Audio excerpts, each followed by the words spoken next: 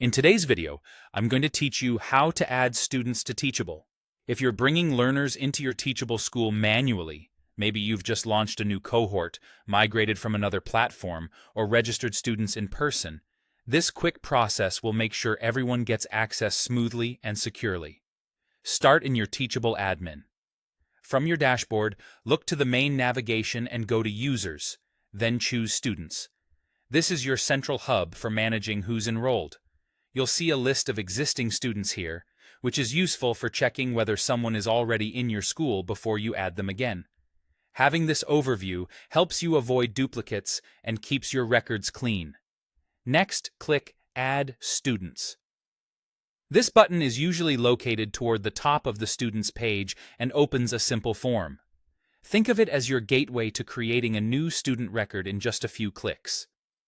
Now, enter the student's name and email. Use the name you want to appear in your course records and certificates, and make sure the email address is the one they actively use. Accuracy matters. A mistyped email can prevent the student from receiving important messages or logging in. If you're managing a roster provided by an organization, confirm that each email is unique and not a general inbox shared by multiple people. It's also a good idea to respect preferred name formats and capitalization to keep your student experience professional and personalized. Avoid adding sensitive information in the name field, and never paste passwords or private notes here. Teachable will handle account access securely through the email address you provide. When everything looks correct, click Import Add.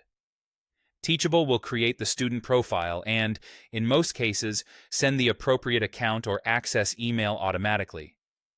If you see an error, it usually comes down to an invalid email format or an account that already exists. In that case, double-check spelling or search your students list to confirm whether the person is already in your school. Fixing a typo and trying again often resolves issues quickly. That's the entire process. Go to Users and Students, click Add Students, enter the student's name and email, and then click Import Add. As a best practice, keep a clean roster, verify emails before you add them, and make note of any naming conventions your program uses.